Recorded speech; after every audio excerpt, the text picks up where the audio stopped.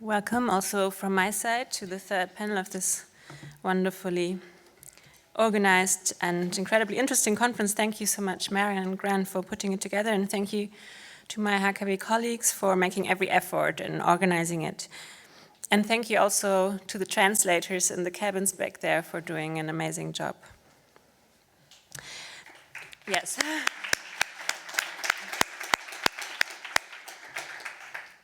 So the title of the panel, Beyond the Curricula,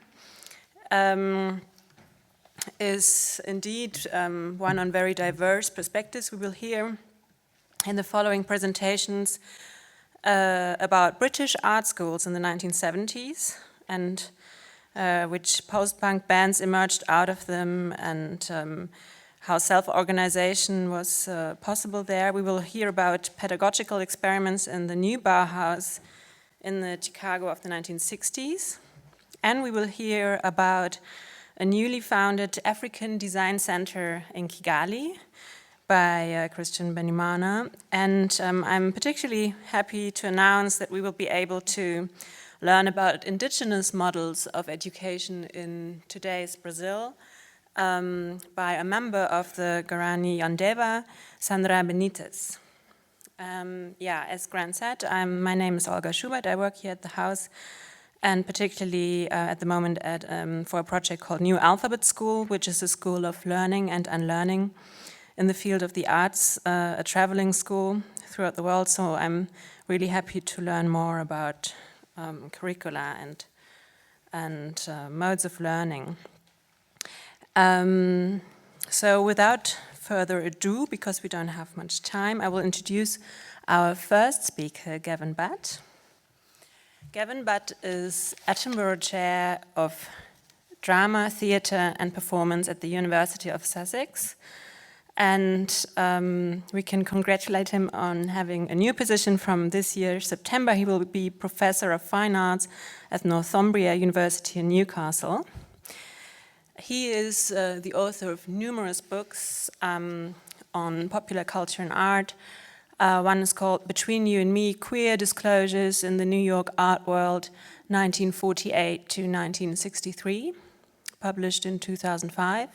And together with Irid Rogov, who teaches at the Goldsmiths Curatorial Program, he wrote a book on the intriguing question of seriousness in visual culture today, where the two of them inquired whether the neoliberal contemporary art world still allows for seriousness, and whether, on the other hand, the very idea of seriousness is not an elitist notion of knowledge.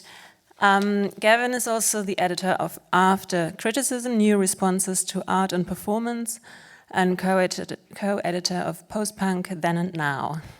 Between 2009 and 2014, he was the director of Performance Matters, a creative research project exploring the cultural value of performance, during which he made his first feature-length documentary film on video art, together with Ben Walters, and the film's called This Is Not a Dream.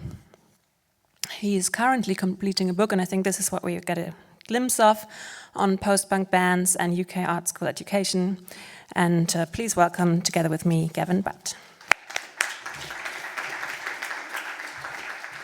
Thank you, Olga. Thank you for that wonderful introduction. It's great to be here, and it's great to hear the electro-pop of Fad Gadget as you were filing into the auditorium. It should become apparent why I wanted you to listen to that as I press on. You'll notice from the slide on screen that I've changed my title. The paper is now called Bedsit Art in the Leeds Experiment. And the paper is in two parts, and since we're short of time, I'll begin. Part 1, the trouble with progress. In April 1972, Byron Rogers provided readers of the Daily Telegraph with a wide-eyed survey of work emanating from the Fine Art Department at Leeds Polytechnic. Amongst a lurid inventory of artistic outputs, he included a comedy act touring colleges and working men's clubs, a room in a student flat converted into a large-scale chessboard, which you see on screen, A Ford popular car transformed into a working oven, believe it or not, for baking bread. A man dressed in Y-fronts and dinner jacket taking photographs of the sky in the street.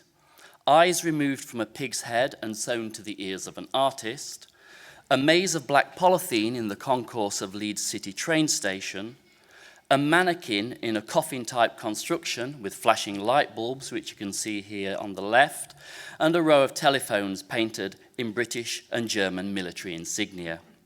There is, Rogers writes, something quite distinctive about art students in Leeds, unquote, an understatement perhaps in the wake of this inventory of artistic oddities. At a time when the majority of art colleges in the country were still offering specialised study in the traditional fine art media of painting, sculpture and printmaking, Leeds, on the contrary, appeared to have sold its soul to the avant-garde devil. Its students were not bound to any single tradition or media. Instead, they're engaged in open, permissive exploration of creative possibility across the wide range of activities supported by the Polytechnic, which, in addition to painting and sculpture, Rogers tells us, included also ceramics, theatre, printmaking, film, sound, events or happenings, creative writing, various types of constructional work, conceptual work, plastics, kinetics, and so on. But as the article's questioning title announces, was this horizontal variety of media and activity the simple fact of progressive art making in 1972? Or was it a dubious hangover of 1960s permissiveness, one that, as a quote-unquote subsidised freak-out, Britain could ill afford by the time of the nation's economic downturn in the 1970s? At the beginning of the 70s, then, the so-called Leeds experiment in art education found itself in a challenging new environment, pitched between the fading advocates of 60s progressivism and the gathering forces of the new right, as instanced here in Rogers' newspaper reporting. The experiment had begun in the 1950s, I should say, when the pioneering art teacher and painter Harry Thubron, along with his associates at Leeds College of Art, including Eric Atkinson and others, developed an approach to art education known as basic research. Fundamentally exploratory, basic research bore many similarities to Bauhaus models of education before it, treating art making as a heuristic process through which students learnt by creating forms and ideas out of relatively unrestricted experiment with materials, rather than being trained, as it were, in the production of finished and ultimately familiar craft products and artistic styles.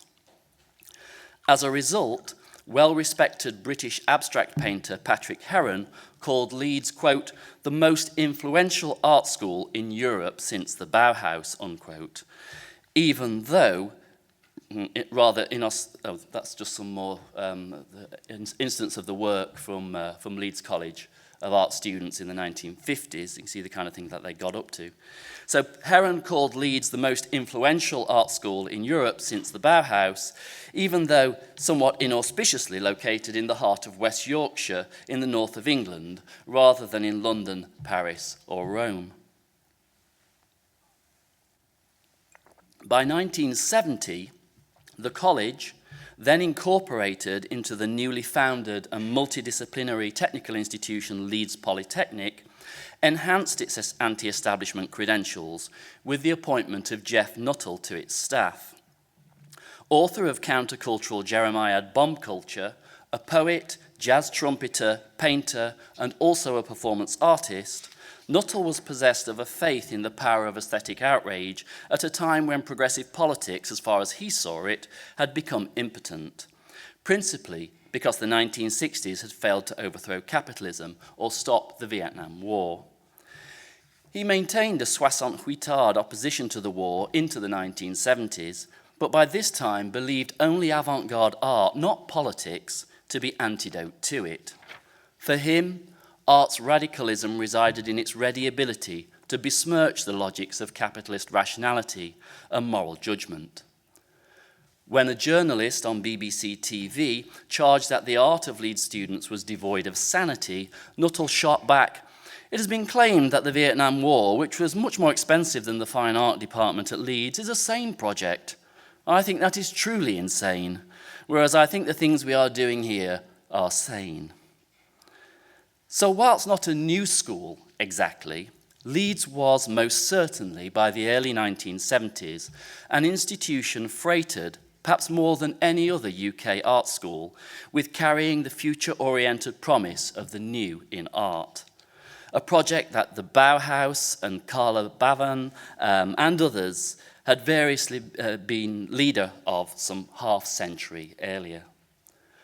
Conservative commentators then, like Rogers, queried the value for money of such an approach to art and art education in order to throw doubt on the social democratic wisdom that had brought about the full state funding of advanced art education and of university-level study more broadly in England and Wales since 1962. But even defenders of the modern art school were beginning to have their doubts about the direction in which UK art education was going by the middle of the 1970s. There was little ability to marshal a cogent raison d'etre for the art school sector that everyone in it could get behind. The need for this seemed pressing by 1973, when art education looked increasingly like, quote-unquote, an economic frill to be trimmed in hard times, as Peter Lloyd-Jones put it in The Listener. For Ken Rowett, painter and senior lecturer in fine art at Leeds Polytechnic, the problem was one of art schools' advocates being, quote-unquote, too emasculated and inept to defend themselves from the sinister forces of economics and Philistine administration. Writing in The Guardian in February 1976, Rowett reflected upon how the, quote, chance to establish and justify within the public education framework a climate which would cater for that sprinkling of oddballs without which any society will lose its collective soul, had been squandered by those running Britain's art colleges. Simon Gartside, a fine art student at Leeds in the mid-70s, and soon to be Green Gartside, the lead singer of post-punk band Scritti Politti, whom you see on screen, had come to a different, though no less negative assessment of the state of UK art education. His experience of being an art student at Leeds left him sullen and disillusioned, and bereft of anything he could call learning. In an excoriating left-wing critique of the anything goes pedagogy of Nuttall et al. At the Polytechnic, published in 1979, 2 years after his graduation, he chides progressivism at Leeds for shielding ignorance and idleness in its blind institutional pursuit of the holy grail of creativity and discovery. The quote-unquote pathetic helplessness of art students, resulting from being left to their own devices, uninformed, abandoned even, Gartside saw as a function of the art tutors' abdication of pedagogic responsibility, rather than sign of their benign permissiveness. His personal solution to what he took to be such a woeful state of play, as evident in this image of him reading Julia Kristeva's Desire in Language, was to become an autodidact, to read Marxist and post-structural theory independent of the Leeds course, sometimes on his own, sometimes with others, in a bid to think his way out of the morass. Part 2, Rehearsals for the Mutant Disco. Others similarly turned to one another, to fellow students, friends and lovers, rather than to their tutors, to try and forge a path forward. But instead of hanging their heads between the pages of a book, a small group of Leeds students turned to informal experiments with their bodies to see how they might become malleable, plastic, and become newly reshaped in the field of culture. Performance art was already an option for students at the Polytechnic, which somewhat exceptionally for a 1970s English art school, was kitted out with a black box performance space and sound studio for the manufacture of performance and its attendant soundscapes. Much of Leeds performance art, which most of it came out of the Poly in the early 1970s, much of Leeds performance art, some of which had garnered the Polytechnic adverse national press attention in 1976 with tabloid coverage of the circular walk by the performance trio Didart, work like this took place as public spectacle in the street, or in the outdoors. But the work of this limited artistic milieu that I want to show you now required the relative safety of private space, of student bedsits and rooms in shared rented houses, rather than the street, or even the Polytechnic art studio. Consider this scene. Sometime in 1978, Barbara Frost, former art student at St. Martin's in London, along with her then boyfriend Frank Tovey, in his final year as a student of fine art at Leeds Polytechnic, set about a makeshift photo shoot in the home they shared in Autumn Place in Leeds. Frost was behind the camera, Tovey in front of it. Frost remembers, quote, "It came out of conversations that we'd had about what are the limits of what you can do with your own body, alongside considerations of the aesthetics of the human body, the idea that we've been landed with classical statues like the Venus de Milo as a beautiful thing when that wasn't its original form. We were experimenting with what could be done in terms of stretching, hiding, distorting his body. I think if you were doing it now, you'd end up with some conversations about the issues of images of disability and the politics of that. But that wasn't really part of it to us at the time," unquote. Some netting, as we can see from the previous ones that we had on screen, forms a minimal backdrop. Otherwise, the lighting, courtesy of household lamps, is arranged to create a sense of foreboding, an expansive dramatic gloom out of which looms Tovey's garishly lit form. Or another scene, likely in the same place or in another student room, this time with the camera in Tovey's hand and the body of another art student before it, Mark Almond. Here there is a similar use of a raking light to dramatize the contours of the transformations wrought by, in this case, a few cross-dressing elements of open chemise, structured bra, and shimmering neck scarf. These images seem innocent, naive, even perhaps illicit explorations of what sartorial gender nonconformity might look like. Almond engrossed in, on the right-hand side I'm thinking in particular, Almond engrossed in, even pleasured by his own reflected mirror image. They are studies not only of someone playing dress-up, but also of the dresser learning how to look, even love, his queer image. Or finally, photographs from a shoot in a third domestic interior, in this case, the bed-sitting room of painter and Polytechnic art student John Lester. Lester is remembered by one of his peers, Sue Swift, as hailing from a working-class background in Stoke-on-Trent. There's one for you, Lynn. He was about 6'4" and someone who nearly always wore a caftan, Swift recalls. I would describe him as both male and female. She goes on, "I think he had a lot of confusion about how he identified," unquote. This much perhaps seems evident in this suite of remarkable images, some where Lester, a Conchi-like, affects the appearance of femininity through the manipulation of his corpulent chest stroke breasts. Others, more mysterious, the result of being photographed reflections, like those of Almond, but here significantly distorted by the uneven mirrored or silvered surface which bounces these strange images into our eyes.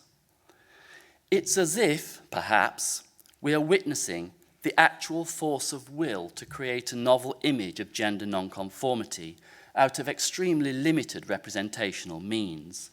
The ill-fitting carpet, which we saw in one of the previous ones, the coffee cup, a box of matches, some bedding, and a potted plant, all caught within the frame of the image, as if accidental bystanders to the transformations afoot.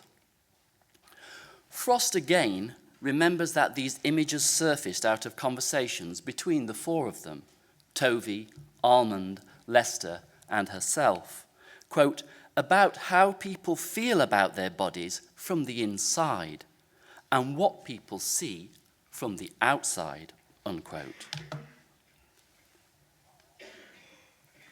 It is clear that at least some of these bodies were hyper-visible to the outside world of 1970s Leeds and were expressly vulnerable to violence within it, whilst at the same time being possessed of an unusual degree of power to disturb and upset.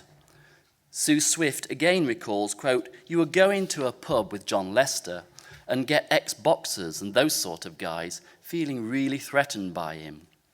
There were always people having a go. He got quite a lot of stick in Leeds because he wasn't masculine enough. There was a lot of prejudice at the time.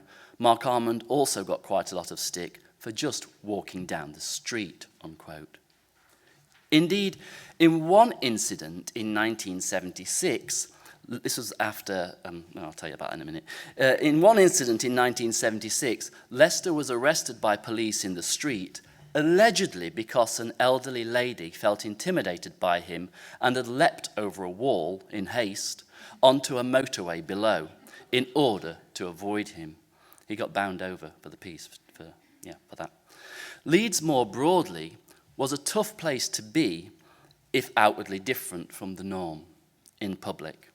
Members of the National Front, as we can see from this newspaper report in the Yorkshire Evening Post on the left, members of the National Front would attack pubs in which they knew left-leaning students and members of the gay liberation group were meeting, and racism was rampant on the streets.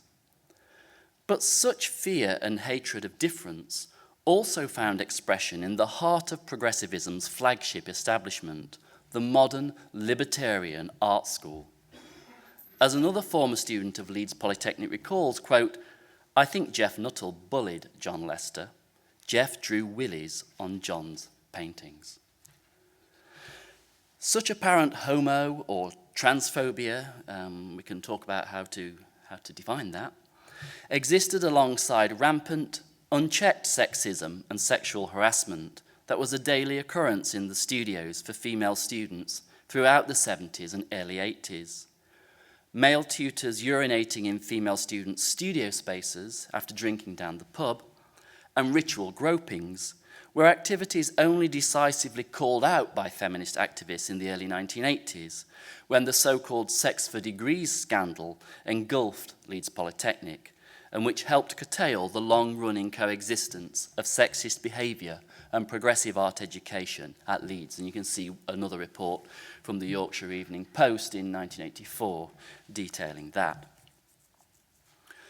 Ultimately, this is why I wanted to share these images, the bedsit art images, with you today at a conference session dedicated to activity beyond the curriculum in the new art school, because the relative privacy of these particular experiments in self-fashioning, proto-queer perhaps as they were, was symptomatic of the discriminatory was symptomatic of the discriminatory bent of art school progressivism in the 1970s, effectively forcing some elements of artistic experiment that would otherwise have been part of it into the closet, or at least banishing them to the bedsit, last page. But fortunately, they didn't dwell long there in the closet or the bedsit. The Anarchy in the UK tour had brought punk to Leeds in December 1976, and things began to shift a little in public culture in its wake. As a number of female art students in Leeds found in punk new possibilities for defiant forms of self-creation, from members of Delta 5, as we can see there on the right, to Sheeny and the Goys, as Marion Lux, one of the lead singers of Sheeny and the Goys. There's a conversation to be had there about the name alone. So too, punk also opened up the public potentials of performance for Frank Tovey and Mark Armand. Both went on to secure differing degrees of public recognition as electro-pop acts as Fad Gadget and Soft Cell, respectively. The cover of Tovey's first single release as Fad Gadget in 1979 carried two of the photographs from the Autumn Place shoot in Leeds, boldly outlining his chosen form of appearance to a record-buying public. The kind of mutant visibility achieved by this early bedroom, now cover art, became template for later iterations of his and other post-punk artists' self-stagings. It showed the reach and impact of art school experiment, even despite the reactionaries still being harboured there. Finally, it provided less the means for going back to nature and more a way forward in turning one's back on it. Thank you very much.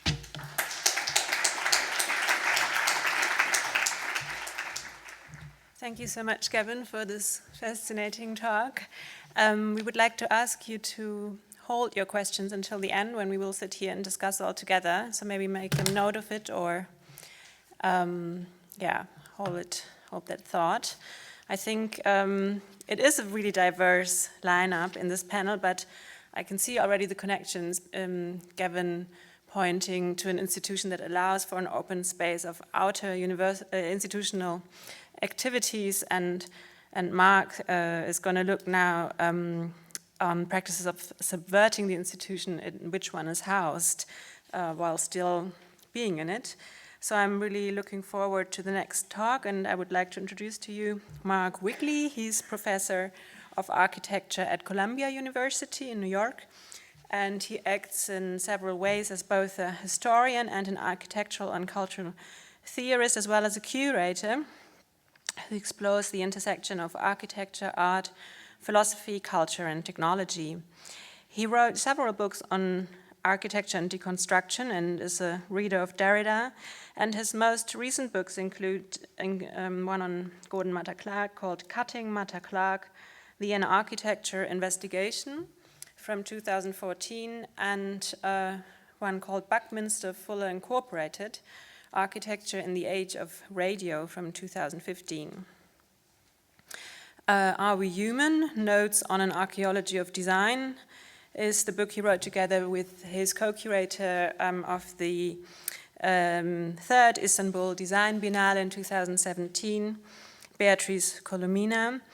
And also on the last Istanbul Biennale last year, the fourth one, they were on the Biennale Honorary Board, and that one was entitled A School of Schools. So I'm sure it was also a rich source for what we're going to hear today. So please welcome together with me, Mark Wigley.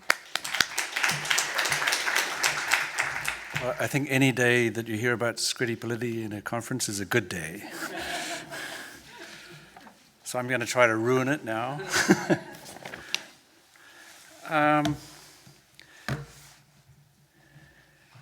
I guess my question, or the question I want to think through with you, is something like, should or can countercultural work look countercultural? Like, to the extent that what you're doing seems countercultural, appears to be countercultural, could it in any way be countercultural, but also the reverse in a way? Could things that look like control, like technical control, even technocratic control, by the same logic be countercultural? And I'll try to give you one example. The example is Konrad Waxman. Waxman would normally be thought of as kind of technocratic and tectonic, and this is a kind of wet dream for a lot of architectural thinkers, that it's technocratic and it's to do with tectonic, how you put things together, how you join things together. So there's a kind of fetish for Waxman in the way he crafts things, so that he plays into a kind of discourse about craft, and there's a little bit of a fear about him being a technocrat.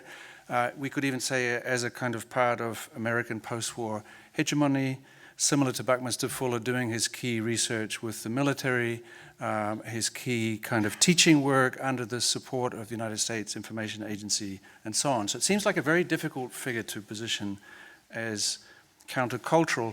But I give you one small piece of evidence that he was enormously inspirational to almost the entire official countercultural mafia. That is to say, in England, Archigram via Cedric Price and so on, Austria via Hans Hollein, etc., France, Jona Friedman, all the Italian radicals. In other words, he's kind of worshipped by the people who are card-carrying countercultural figures. He himself, though, never seen as countercultural by anybody other than countercultural figures. So this could even be a third hypothesis, like, do you have to be one to recognize one?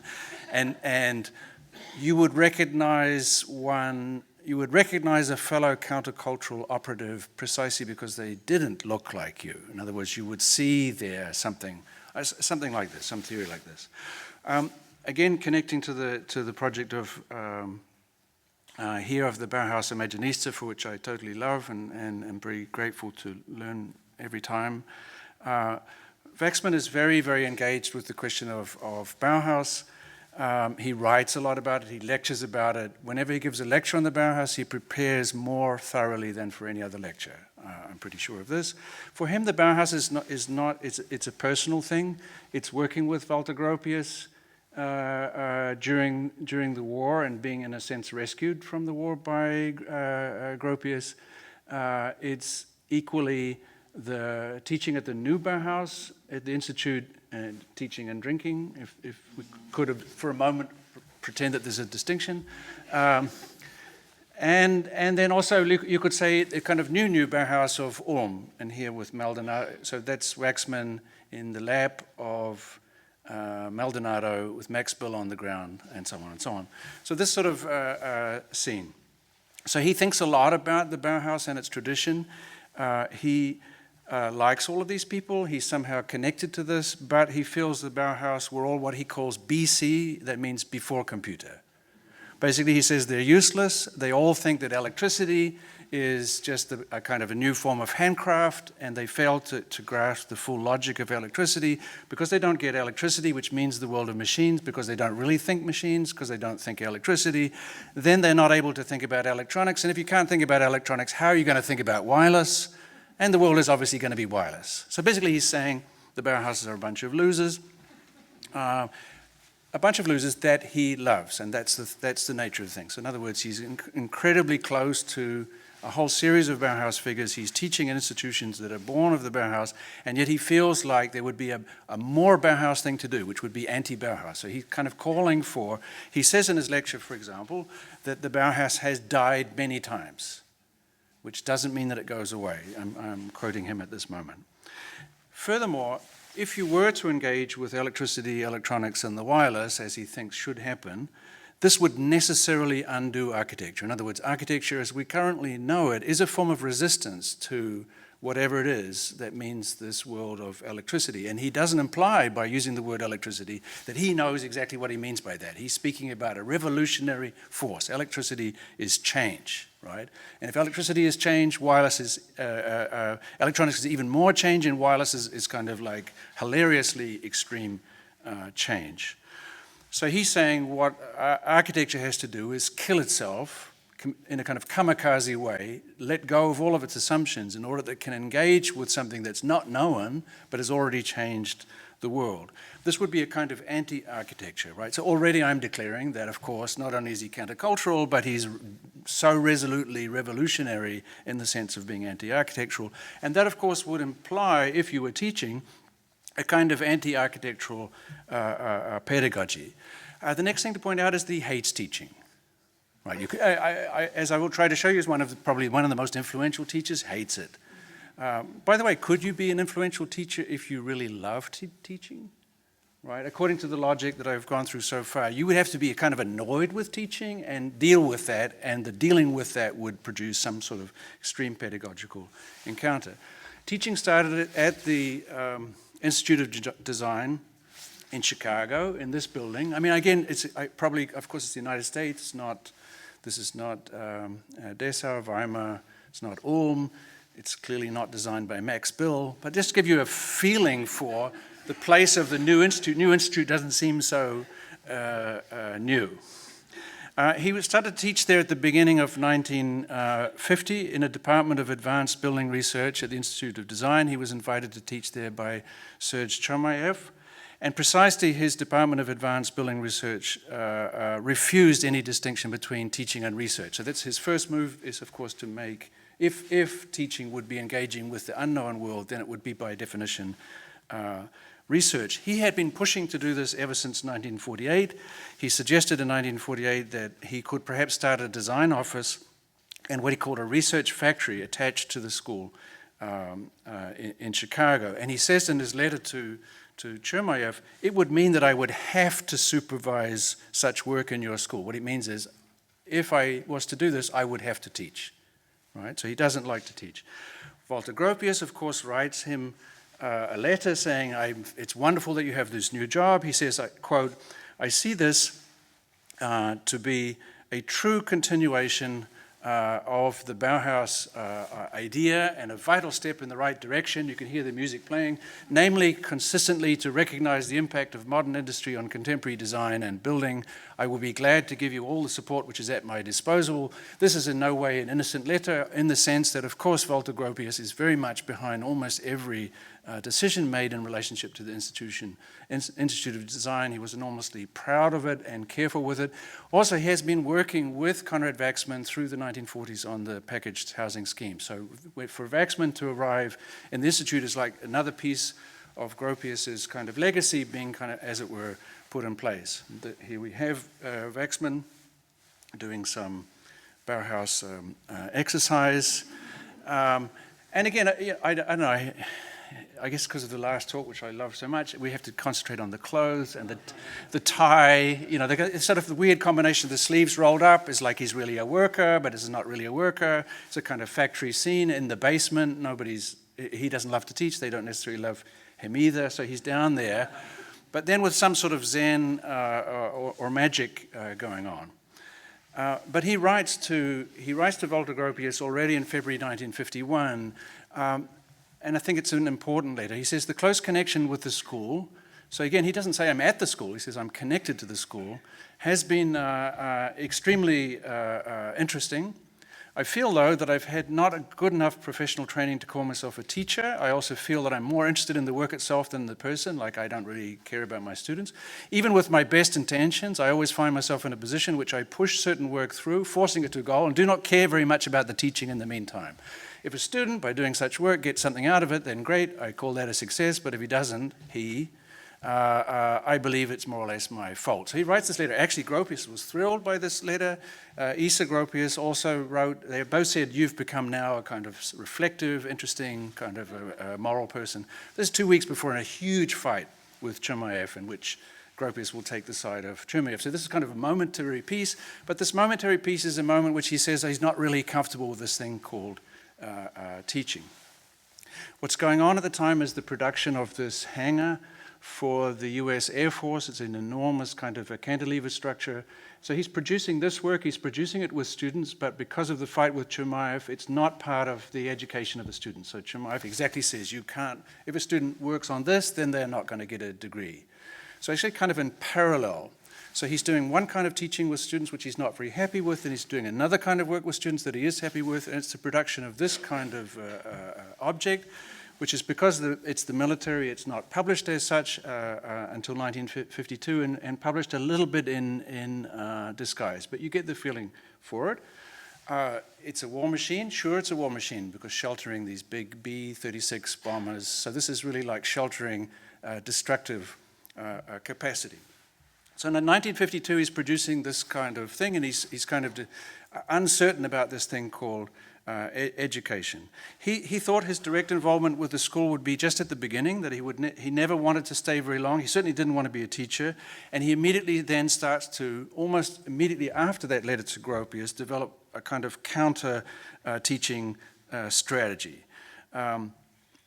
He's basically his allergy to teaching, what I'm arguing to, he's so allergic to teaching that he developed a kind of counter-teaching methodology.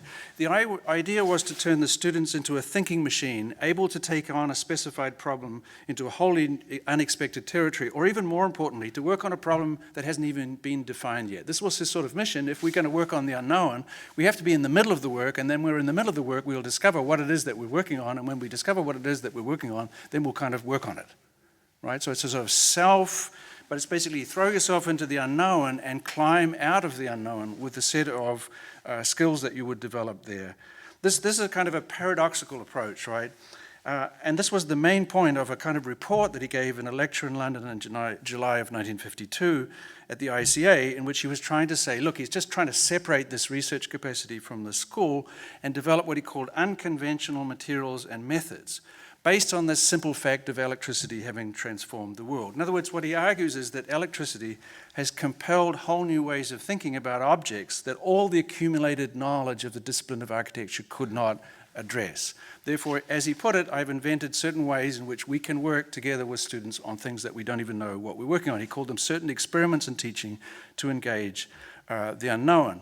Now, interestingly, he finishes the lecture with this image. So basically he's saying, this is, and what he says of this image, he says, okay, you can think what you like about that, but we had no idea what we were doing when we did it. None of us are qualified to produce this. So he uses this sort of as evidence for the possibility of generating something, not just anything, could be something quite huge and could be something with a very specific task in mind, and yet you still don't know what you're doing. It's exactly in that moment that he starts to do drawings like this, which explain his method. Here are the sort of a diagonal show that the students are divided up into separate groups, and groups of 3. They work on one aspect of the problem for 2 days. After 2 days of working, they then report to the others on what they've discovered. Then at the end of that 3 days, they switch, and that's what the switching is. You move to another subject. So by the end of the time, you've all worked on every aspect of a problem, but actually a problem that hasn't been declared yet.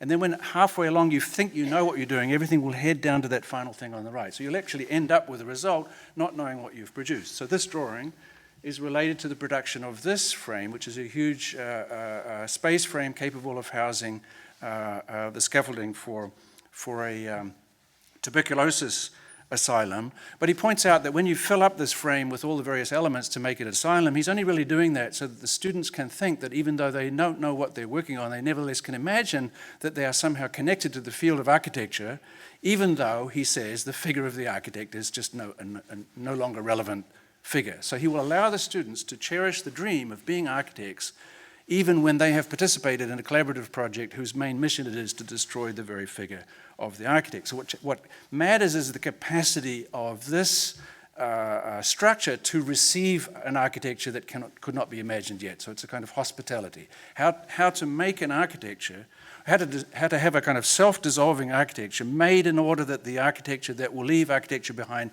can arrive. Something like this. How do you take architecture away, so thoroughly anti-architectural, in order that something else would arrive that could not yet have the name of architecture? He starts to formalize that logic, and it is the logic of a web. You see in the diagram, there's a relationship between the drawing and the result, and that's what I'm interested in. He will, by 1954, have produced his most famous work with the students, this enormous version of the same project, the Air Force Hangar, which, as you can see, is all web, and I would say all hospitality. Again, it's aiming to be there as little as possible, despite the fact that it would be one of the biggest buildings in the world. It's trying to be kind of ghostly in presence. You can see, by the way, in the distance of the photograph, the original smaller model that I showed you before. So 1954, he is producing a kind of networked image of how it is that students can operate as an information machine which would be capable of incubating knowledge that has not yet been considered, at the very same time that the very same students are working with him on the production of a kind of structure, which of course is officially a hangar for aircraft, but is conceived of in his mind as the future of structure itself. In other words, it's the last thing you will see of architecture before architecture goes away. He's fired, as you could imagine from what I've said so far. He's fired because the contract with the military runs out, and then he's on the run, and actually destitute. I mean, really on the run, but manages to get Gropius's help to sponsor him on a kind of a tour of the world, which starts in Tokyo. And here's the drawing of Tokyo of the team of 21 students, and that's the drawing of how they would all work together. More precisely, very, very precise drawings of the tables that they would sit at for 2 days before they go to the big discussion table and the network conversation that would occur in that table. It's all about the tables. Here are the students at the tables with Kenzo Tange, who is the person who made the invitation. This is, of course, enormously important in the evolution of the Japanese metabolists that will come right out of these kind of conversation. Here is Waxman, not by accident, sort of photographing what's going on, and there's the all-important table at which this thing will be generated, and then finally the result itself of the work, this kind of lacy space frame. In other words, you have a space frame structure for an educational method that, by accident produces space frames. What's key to this method is that during the first 21 days, where they do 3 days of 7 sessions, is that he, the teacher, is not allowed to offer any kind of advice to the students. In other words, he has to withdraw his opinion and direction, and then only apply that opinion after the 21 days in which it's come out. Of course, this seems extraordinarily implausible, that he is not somehow accidentally they always come up with the same stuff. Stuff that looks like this, stuff that's there but not there, kind of cloud-like horizontal mirages of space frames that in this case could form a school and are very precisely modeled. And everything is worked out for this, like the wiring diagrams, the plumbing, the heating, the air conditioning, and so on. This is super, super rational. This is then published like this in a Japanese magazine to give you a sense. So now he's on the run. He's teaching in Salzburg. He's basically living off as an itinerant teacher. So somebody who hates teaching is now living as a teacher, moving from spot to spot, doing this kind of drawing. This is 1956 in Salzburg. You can see Hans Hollein is one of the students in this group. It's very literal like this. This drawing is then kind of cleaned up and exhibited in a traveling exhibition that starts in December of 1957. In other words, this is being treated like the real project. And my interest is in these drawings. That drawing gets cleaned up then in this form for a 1957 publication, then it's published in color as a kind of a fold-out. It's getting updated as we move along. We're just bouncing through the drawing. You notice the tables keep moving. It keeps perfecting the organization of the tables and the tape recorders and so on. It's in color like a kind of Playboy centerfold by the time it reaches the 1960 special issue devoted to his work. And in this work, he tries to show that it's a non-hierarchical diagram that doesn't just go from left to right. Actually, ideas sometimes move in the reverse direction. He refused to have any garbage can in the studio or any eraser, since the possibility of the next key move in the project could be anywhere in the archive. Again, tables. I could show you 200 pictures of Waxman sitting at tables. You can see it's an enormously diverse group of people, especially in terms of gender. But you can see it's also a kind of a media space, right, that they're operating in. This is the kind of drawing of the precision. I mean, they're drawing the way they should sit to do this kind of undoing of architecture. This is a kind of architecture, ritualized way of undoing architecture, very precise. Now we're in 1959 in Lausanne. Then it all gets published in this special issue. And of course, it's all about a kind of anti-aesthetic approach. And yet, of course, there is a kind of aesthetic image already on the cover of this kind of space frame. Okay, very fast to finish. He finally, for the first time, has a real job, a real place, and for the first time an apartment, because he gets a professorship at USC. So now the person who really hates to teach is now a tenured professor. And the drawing starts to look like this. It's beginning really, really intricate. Or if you zoom in more closely, this is one semester. So these are like circuit diagrams which are now approaching the kind of complexity of the space frames that they're being produced. Again, a kind of hospitality. 1966, a very, very key report in which the future of the university, because not only would architecture dissolve, but the university would dissolve, that research would dissolve, that knowledge would dissolve, and would become a kind of cloud of points like this, which if elaborated would look something like this. This is the university of the future. The yellow bit is his world, building research. Very much set up in this kind of teacherly way. Here he is pointing to the Department of Architecture and Research. We zoom in on it, we see how complex it is, right? But then, of course, every one hexagon could become a bigger one, become a bigger one, become a bigger one, so you get a kind of explosion. This is his drawing showing how ideas would just sort of burst out, that any idea would do this. This becomes the cover of the report. And then finally, the university would start to look like this, a series of nested explosions. So I end with this. There's just this thought that these very, very precise images which start to have a complexity that rivals the kind of famous complexity of his images of the space frames. These are the real production. And if there is the possibility of arguing that this is a kind of a countercultural figure, and I didn't return yet to the premise, but we could do so later, this kind of explosion of ideas, which was the research grant for this drawing was signed by the president, even though the second line of the research grant says the university will dissolve. So in a kind of kamikaze movement, the president of the USC signs away this dissolution. And what rises is this, which again I would suggest to you is a kind of a mirage. Of course, it's a kind of very, very explicit rendering of a kind of electrical circuitry or a kind of imagined connectivity, which would be something like the world of architecture that would replace the world of architecture we know. And in this sense, it seems to me it is supremely countercultural. But I don't think I kind of fully made the case. I'm willing to argue for weeks about it. Thank you so much for this insight into, I guess, cybernetic infrastructures of thought or something. Now, I don't know if we're going to stay with the countercultures, but certainly with questions of cultures in and outside of institutions, but more returning to social rather than technological contexts. And our next speaker, who I'm very honored to announce, is Christian Benimana, and he's an architect and the director of the African Design Center in Kigali, which is conceived as a cultural hub and a think tank where global talents can discuss the future of architecture and design. He received his architectural degree in China, in Tongji University in Shanghai. And I think we will hear a little about how the curriculum there differed from the one in the Kigali Architectural School he's now at. He also serves as Secretary General of the East Africa Institute of Architects and works as one of the principals and managing directors of MASS Design Group, that's short for Model of Architecture Serving Society, a non-profit organization based in Boston and Kigali that is dedicated to architecture promoting justice and human dignity. And he joined the organization in 2010 as a Global Health Corps Design Fellow. Yes, thank you so much for coming, Christian Benimana. Please welcome him with me.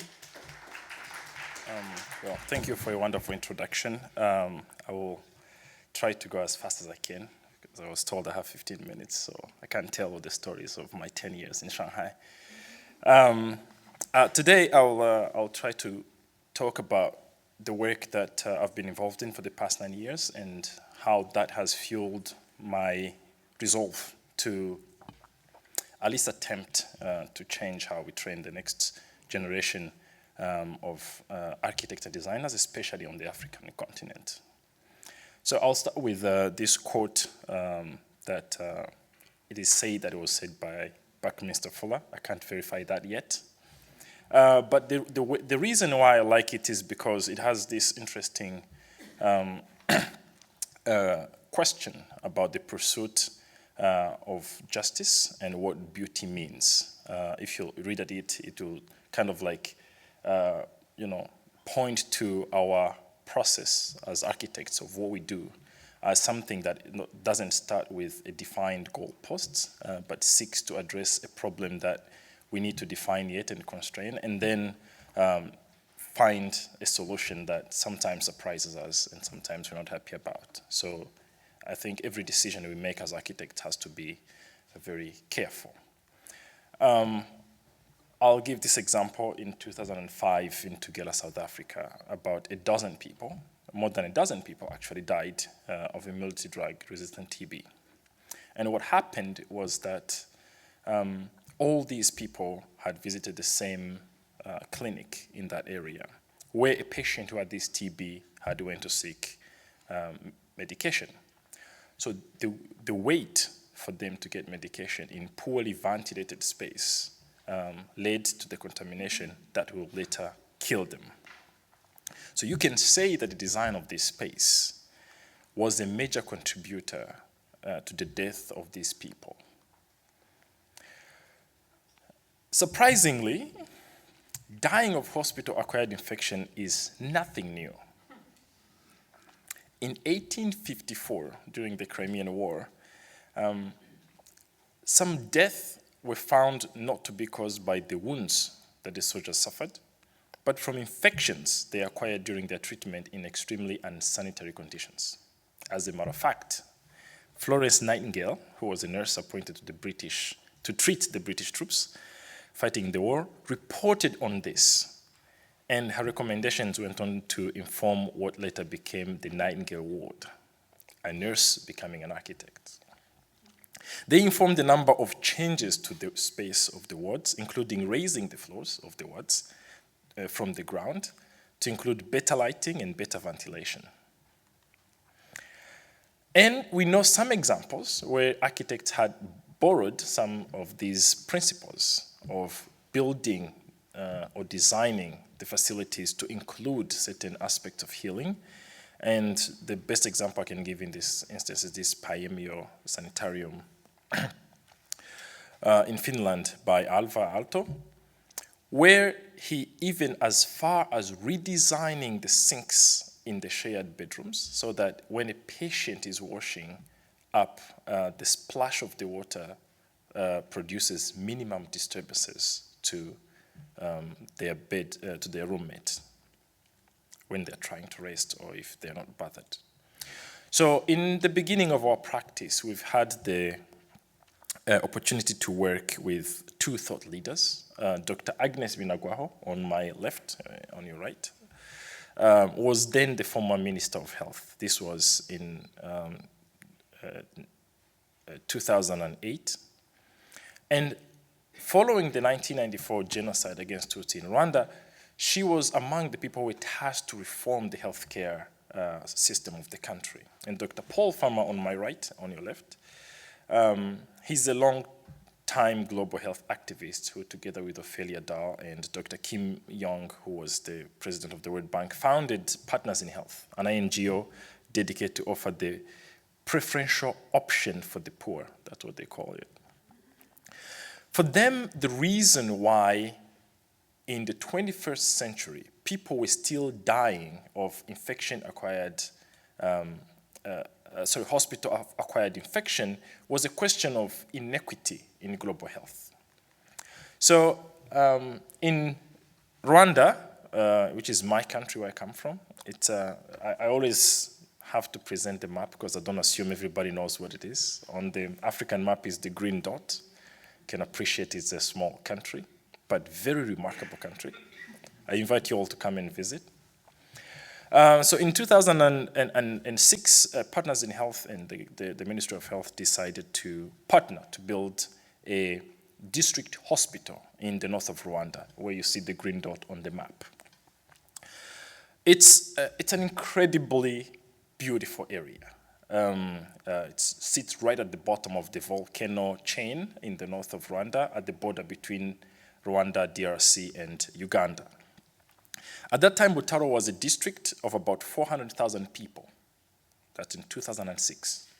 It was one of the most impoverished districts of the country. So to us, the Botero Hospital was seen as an opportunity to take a closer look at the healthcare delivery system in rural South. And in general, in addition to that, the hospital needed to be more than just a health facility. We all agreed with Dr. Paul Farmer that it's a question of justice and dignity to offer the best healthcare impoverished people of our society when they need it. Rwanda is blessed with a temperate climate.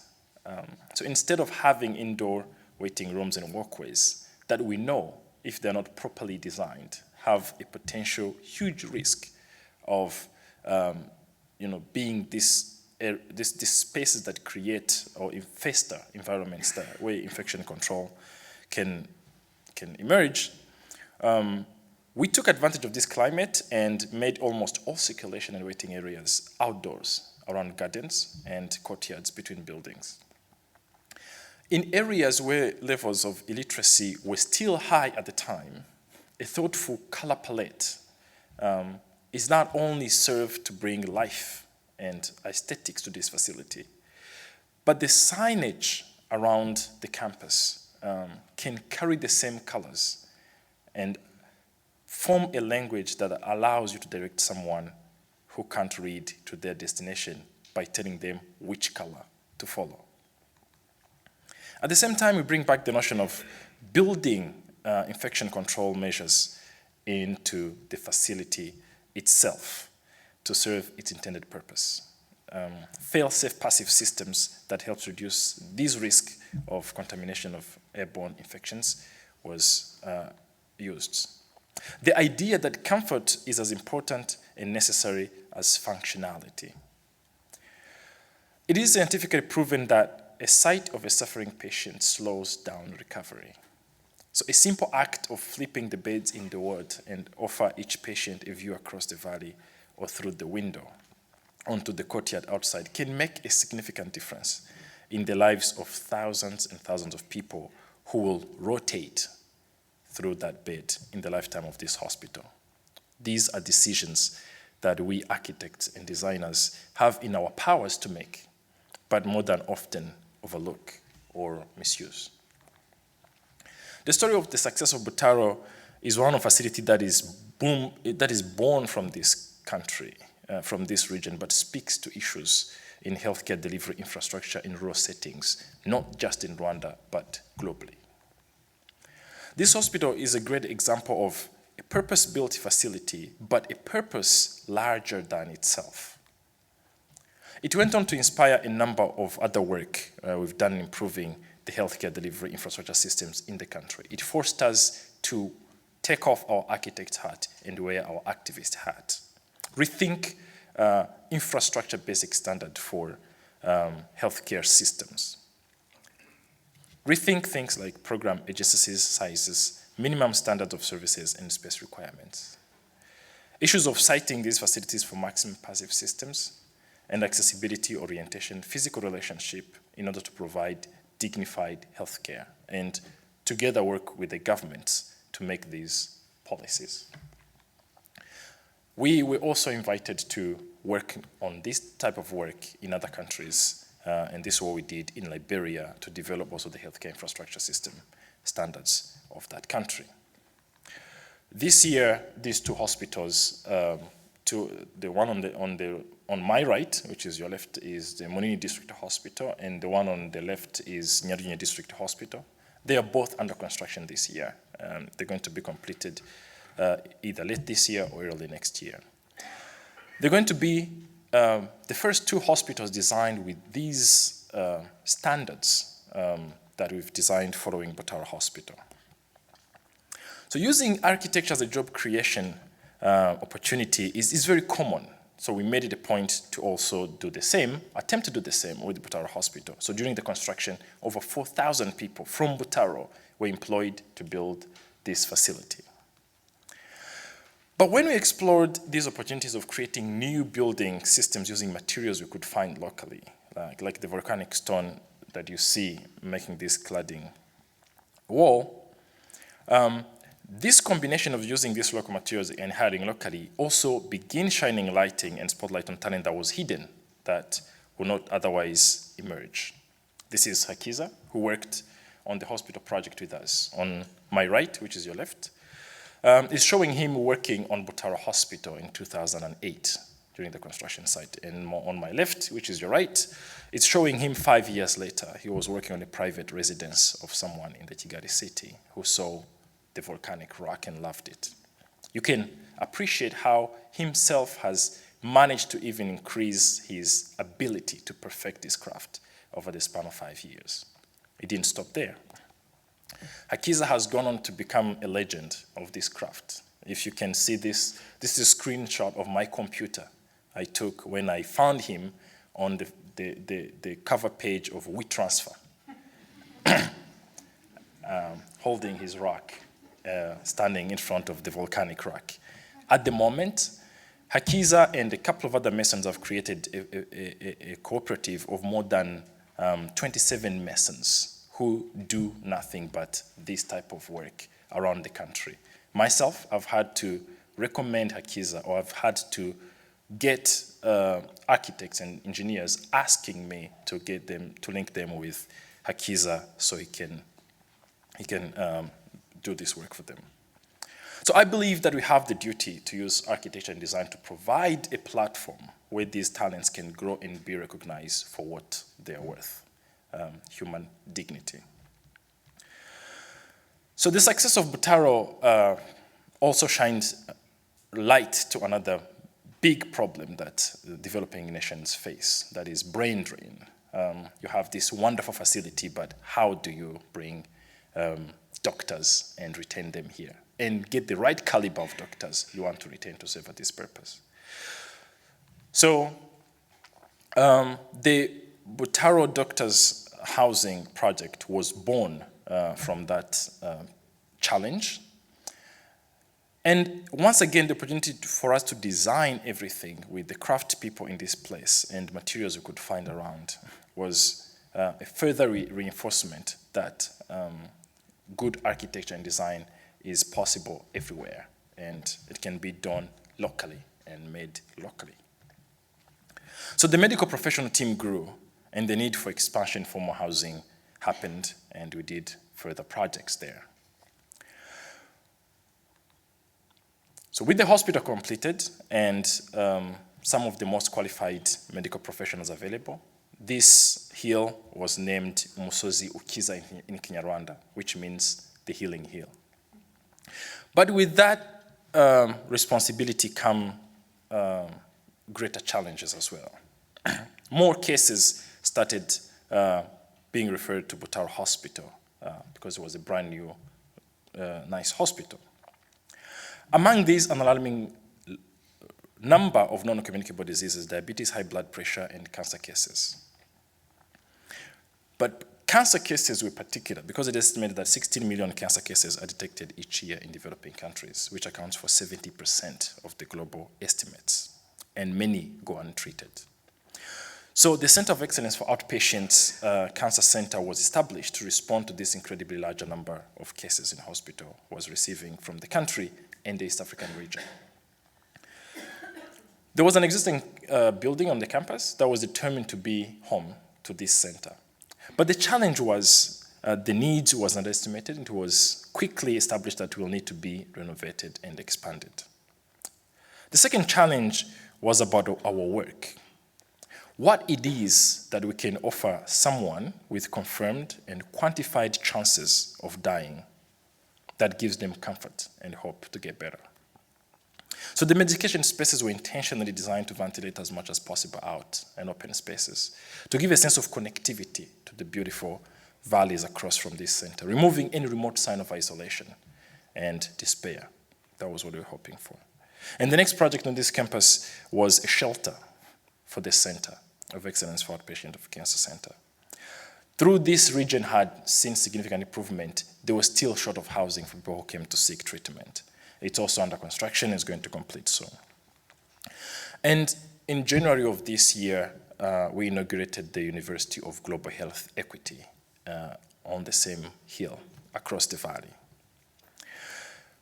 With this project, the University of Global Health Equity, this once impoverished Botero district secured its place among few places on this planet, delivering quality healthcare and educating the next generation of healthcare professionals. Healthcare professionals who will specifically fight for global health equity.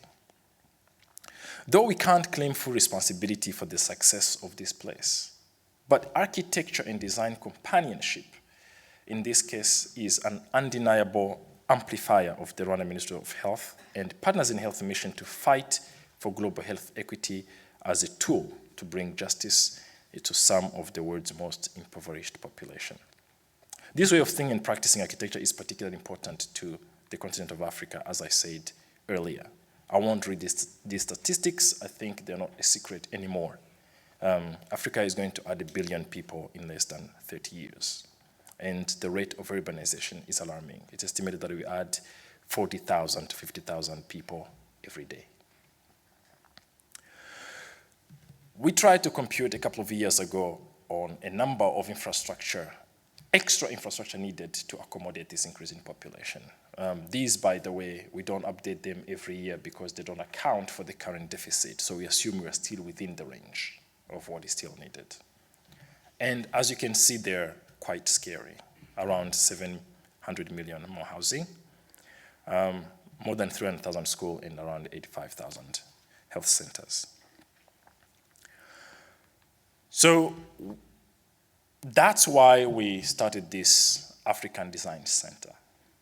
In addition to continue pushing the boundaries of what architecture can do, we have also to consider to invest in this next generation of thinkers. Last year, 10 fellows from 8 countries in Africa graduated from the program. Some of them remain involved in our work across the continent. Others have gone on to establish their own work in their own countries, and some are taking postgraduate studies. The mission of the African Design Center is to empower these leaders who will design a more equitable and just, sustainable world. Classroom-based lectures and workshops help fellows build their technical skills in software, design, professional practice, and theory. Additional workshops in storytelling, social justice, international development, and leadership provide diverse and critical skills that are delivered by practitioners, academics, and visiting thought leaders. The risk of building poorly are profound. So construction and building energy use are the highest contributors to pollution and carbon emissions and are significant drivers of deforestations. Health risks due to poor urban planning could lead to increases in chronic cardiovascular pulmonary diseases and more frequent pandemics like cholera and Ebola. So the intensive capital investment required by this new reality presents an opportunity to build healthy and sustainable environments that will sustain and empower this growing continent. And some of these are skills that these fellows get. And then leading academics also support fellows to pursue research on pressing issues of urbanization, climate change, and social equity. They produce published thought leaders and exhibitions which are targeted and influencing policy makers, as we did in our practice. Fellows pursue applied research initiative focusing on building materials and technology. Working alongside master fabricators, they produce innovative and sustainable building materials and products. So intensive design build experience is the cornerstone of this program. And this is a project they actually finished with their program. And so under our guidance, the fellows, we give them a task of navigating the entire design and construction process to complete a project in Rwanda, working hand in hand with the same community that this project is going to serve. So essentially, we're not just looking to create a school. We are aiming to create a movement, similar of how the Bauhaus has done, but we want to figure out a way of doing that intentionally and not be maybe, even though we aim for the large impact that the Bauhaus has had on our lives over the past 100 years, but we want to see if we could be intentional about that influence. And that movement is not going to be a movement that teaches design to people, but a movement that promotes certain values that allow people to conduct their design processes in a more sustainable way. So these values, I'm going to go them through quickly because I've exhausted my time significantly. The mission that every undertaking we take as architects and designers must have a very clear and legible mission of what it's seeking to achieve, and we should evaluate our success against that. That context holds too much power on the success of our own projects, and ignoring it risk for us to provide solutions that are inappropriate, in some cases, very destructive to what we're trying to do. Search for impact. The question is not whether our work has an impact, but what impact and how much impact does it have. And we want to also think about who benefits from our work and at what cost do they benefit from that work. And then the last one, which is more important, is that which I summarize also in the title of my presentation, is that justice is beauty. That we have to come to a point where we agree as a society that everybody has a fundamental right to a beautiful space and one that improves their lives. Thank you.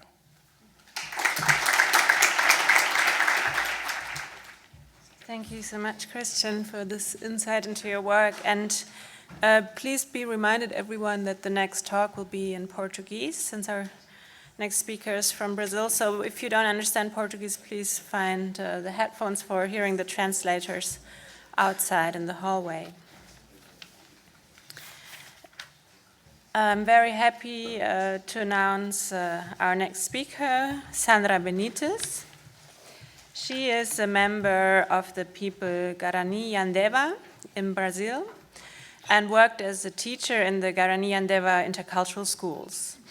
Now she lives in Rio de Janeiro, where she's completing her PhD in social anthropology on the female body and indigenous territory. She wrote her MA thesis in social anthropology on intercultural schools of the Guarani Yandeva. In 2017, she started a project with Pablo Lafuente, who was also involved in Sao Paulo Biennale, and with him co-curated or developed parts of an exhibition on the indigenous history of Rio de Janeiro for the Museum of Art in Rio.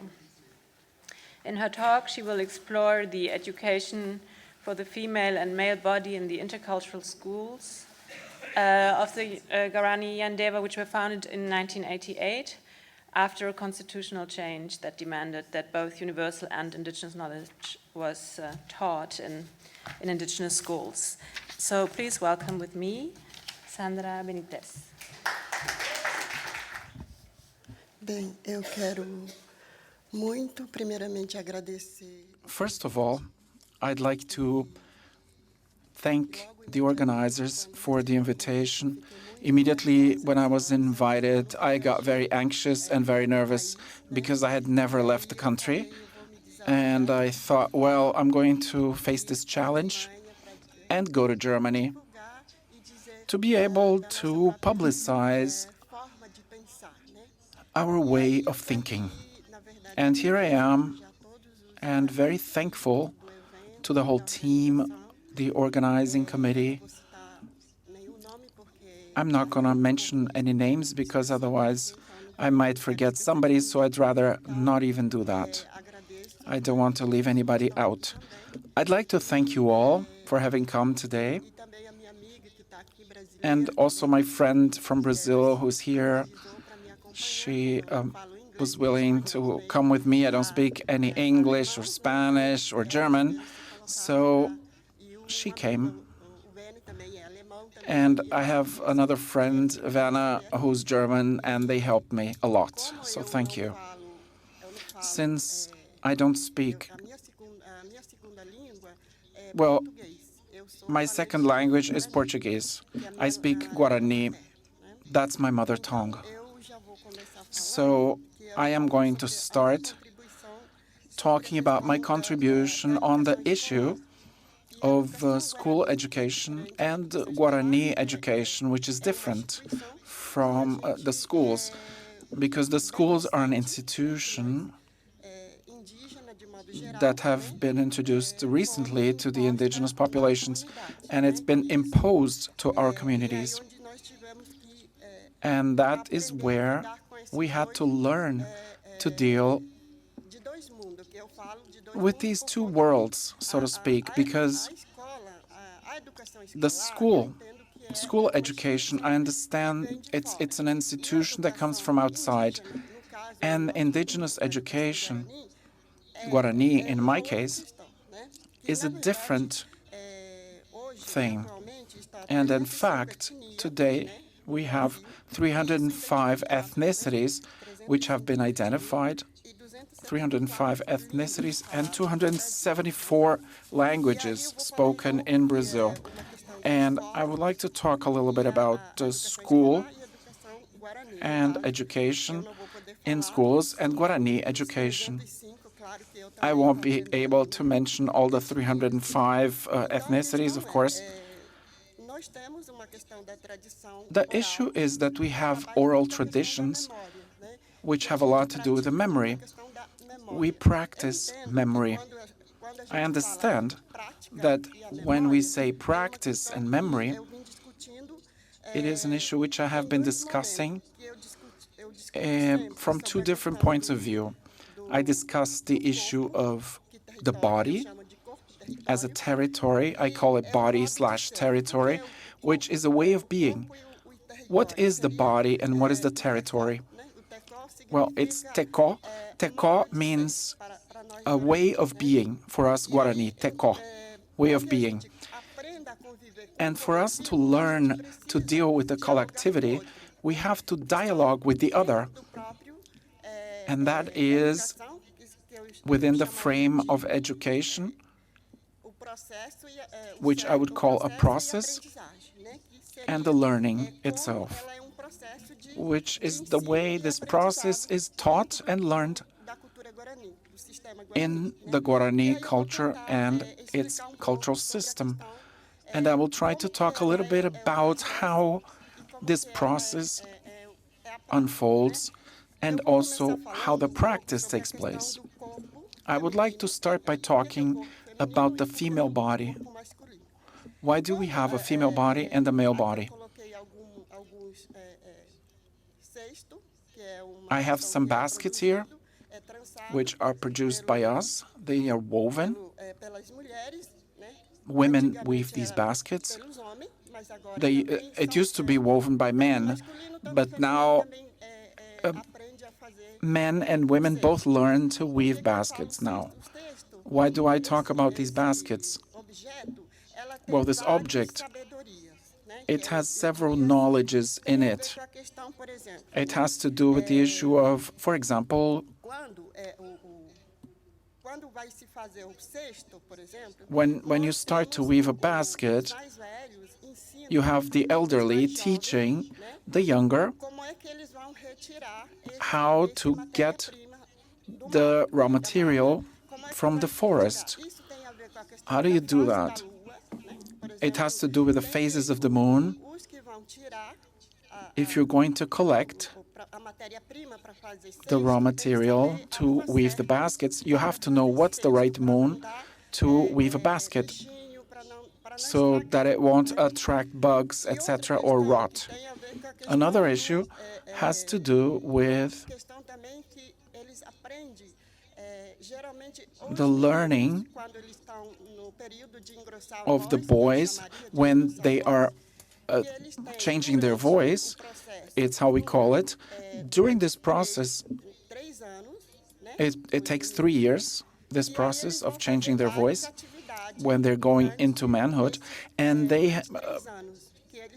have several activities during these 3 years. It's a ritual process. They're going to have to learn several things. For example, to get the raw materials, how do you build a house?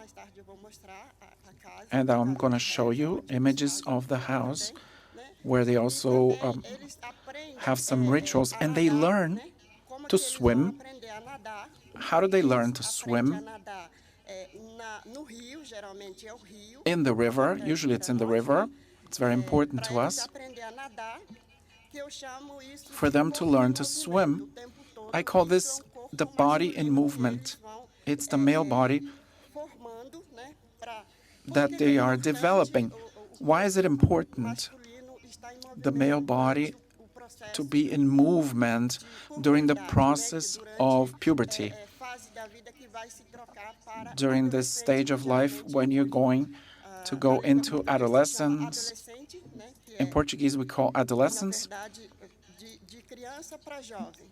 when you go from a child to a youth. Well, the elderly then will teach us, as girls and boys, they will talk about the issue of the body, why it is important to have the male body in constant movement. Why? Because usually we Guarani, the men, they learn to speak softly. The men speak very softly, and they start to build their body as a tolerant body, a patient body, which usually the Guarani men have. The Guarani man, as when the man is ready, so to speak, they have the patience of listening. Listening is not just listening with your ears, but to listen with your feelings. And that's how you build this tolerant, patient body in order to be able to deal with the other. And that's what I call a process of movement. The girls, when the girl menstruates for the first time, we women, usually we are a recluse for 3 months with special care by the family. So that's very important. When the girl, when her first period comes, it's very important that she is under our care, the care of the family and the people that have the knowledge. Why? Because we say, well, we the elderly say, or the elderly, our grandmothers, for example, they teach us to be careful, to care for your body, to stay recluse in silence, so that you won't catch any diseases, as they say. When we are older, we could catch some disease. You could lose your memory early. Well, what do I mean early? When you're 30, 40 years old, they say that you could have problems with memory loss, forgetting. You could have, your hair could be falling. Well, impatience. You could contract this problem, so to speak, of impatience. So women, it's necessary for women to take care of their own body during this period, and then whenever they menstruate, the blood is very important to us. Another process which I would like to mention is that, well, women have to keep quiet, take care of their body while they're bleeding, and the boys are moving around the whole time. So that's why it's different. But when Guarani children, they're treated equally. There's no female, male. There is only children, as children. And this is a process which lasts a while, and then we have to produce this body. So the issue, or the goal of this process, of men being in movement and having a patient body, etc., this is explained. Our elderly explain that men are hot-blooded. What does that mean? Men cannot, if they don't exercise their patience and don't produce the patient body, they will not have the patience, and they could have a sort of breakdown, and it will come more easily for them. And having a breakdown is no good. This might bring some problems, even health problems. So that's why it's important to create and to build this patient body. And the issue that I mentioned about the body, because the patient body, the tolerant body, and also to know how to listen with feeling, that to us means the issue of health. That's well-being. The well-being of everyone. That's why it's important to exercise this ritual. Now I'm going to talk a little bit about my contribution, which I see as a member of the academia. Although I practice this culture and this system, I was drawn to the academy to be able to understand how to deal with that issue. And then I could, with the little bit of memory I have, I started to introduce myself as a woman, and I could realize that I was creating conflict. I'm a woman, I'm a Guarani woman, I have a different perception, and I came to the university, that is school. I was a teacher for 8 years. When I mentioned that we have in Brazil the indigenous school, you have 4 principles that have to be abided by, quote unquote, because this is just on paper, but in practice, this is a big challenge to all. The issue of the specificity, the indigenous school has to be specific, differentiated, bilingual, and also community. What do I understand under that? That we would have the autonomy to work in our own way, in our own system, the Guarani system, but also to add the universal teaching as is disseminated. And that's where we face a lot of hurdles. I would call them conflicts. I call them conflicts because, in fact, we're all in conflict. And then I would say, in the case of these conflicts, I'm going to give an example, just briefly.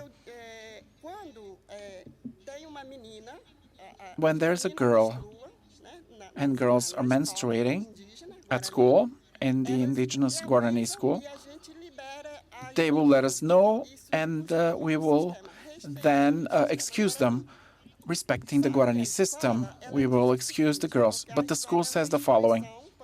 The school is an institution. I'm a teacher. I'm hired to work and to carry out the work as a teacher. This work, I have to respect the Guarani system, but often we have several problems and several challenges.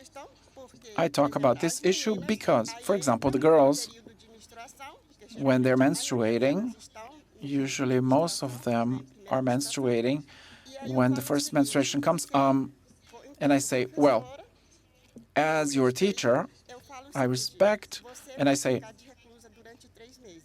you're going to stay put for 3 months. You are excused. And the school tells me, Sandra, listen, you as a teacher, you have to deal with it. You have to propose some activities and to send it while she's resting, as if the girl who's recluse, it's a kind of respect that we have to do. It's a conflict between the Guarani system and the school. You know, they don't want to respect that moment, those 3 months. Those are the examples. I'm not going to talk about everything. And Portuguese is my second language. So I started to look it up, and we don't see that just in school. And we see that in university. And I came to university. I got my degree. It was difficult. But I had to. Well, what we're doing? Well, of course, there are negative points and positive points, at least from my point of view. I get there. I am a Guarani woman. And I start to talk about my own body. And I say, when I'm menstruating in the Guarani custom, I have to retreat. And at university, nobody talks about it, and I'm not being respected. Okay, I'm not going to be so upset about it, but I will question it. What we've been doing at the university as indigenous peoples, we question the procedures as they differ from our perspective about the body. And I understand that when we get to the university, which is school, it's a space where we can have a dialogue. I think a dialogue and a meeting, you know, these are important things because we need that. We need this dialogue, this understanding of the other. Because today, the school, there's not just a single thought. There's several lines of thought. Of course, this is quite a hard task, but it's not impossible to have a dialogue with these several bodies that I call all these different bodies, which is a different form of teaching. And that's a process that we're never going to learn all of the processes, but it's important. If you have 305 ethnicities in Brazil, of course, I'm not going to learn about all of the indigenous peoples, you know, those 305 ethnicities.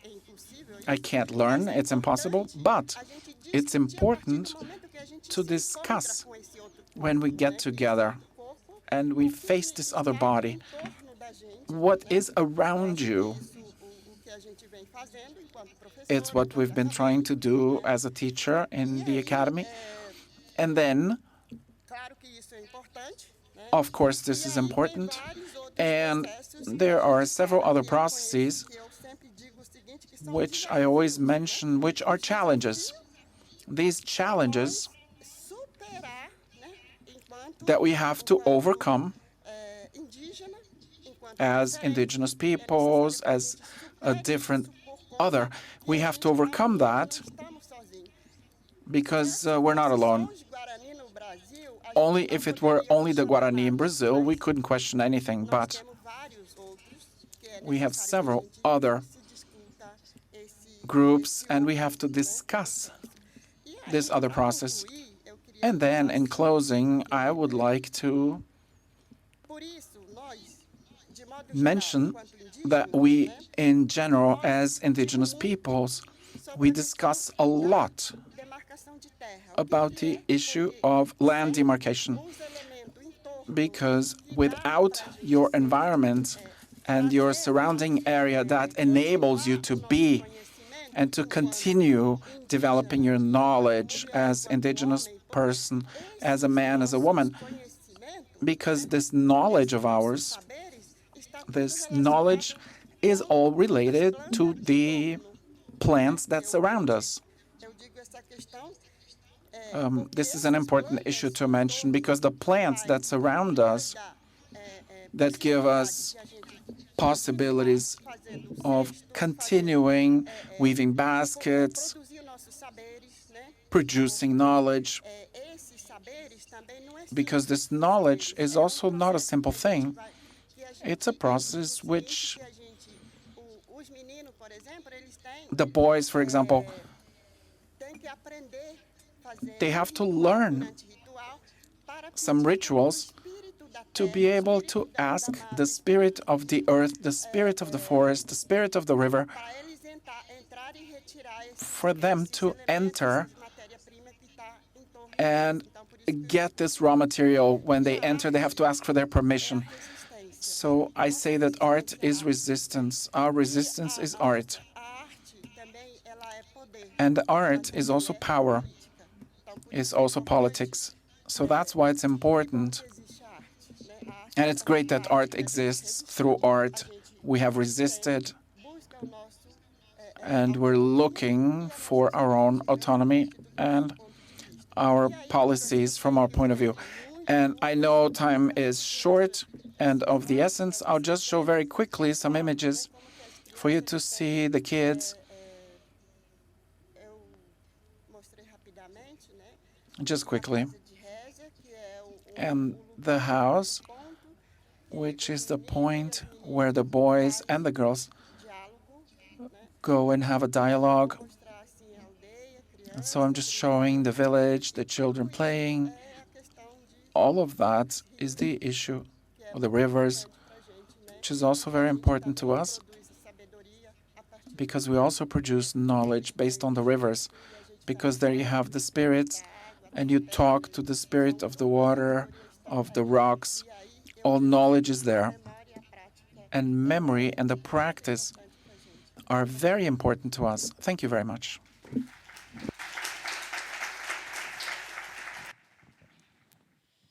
All right, where to start?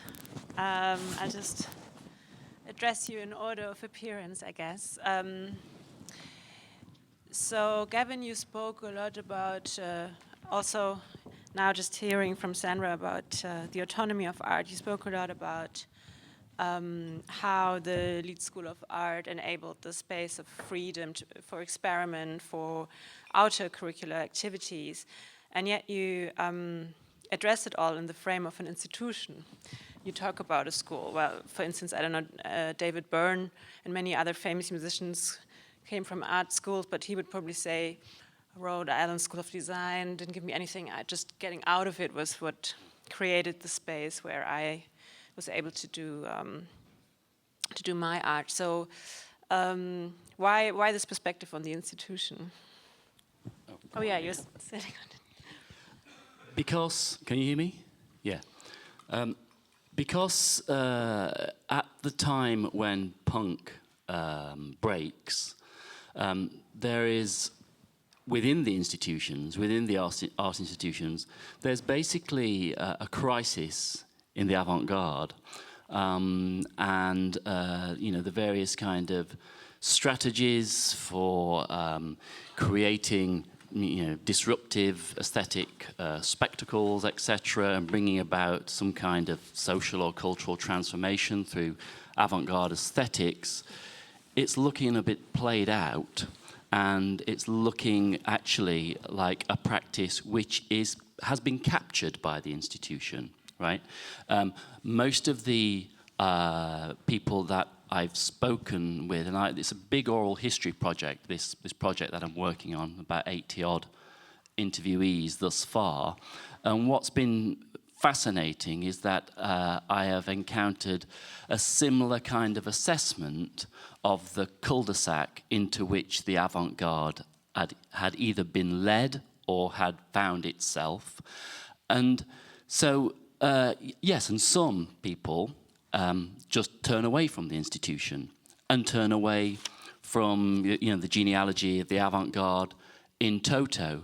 But actually, probably the majority of the people seem to be continuing with some elements of that genealogy, taking some of its strategies, but transplanting it into the realm of popular culture to try and find a kind of new public for it, to try and find a new arena of effectivity. And so I think, in a way, I'm thinking about it very dialectically. It's like, the avant-garde is dead, long live the avant-garde, right? The avant-garde, as captured by, as framed by, as kind of mummified by the institution, then dies and becomes a newly born kind of avant-garde within popular culture. And so it's really that kind of double move that I'm interested in trying to tell the story of. And so you need to think dialectically about, if you like, that generation's relationship to the institution in order to get a sense of really how that was shaped. Yeah, you didn't speak about technology at all. I wonder, because then in Mark's presentation this became such a central point, and in one of the morning presentations we heard about Muriel Cooper teaching her pupils to hack the offset press. So I was wondering whether the hacking of instruments, the electronic musical instruments and the synthesizers and everything plays a role too in your observations, the analog use also of digital devices. Yeah, a couple of things maybe in relation to that.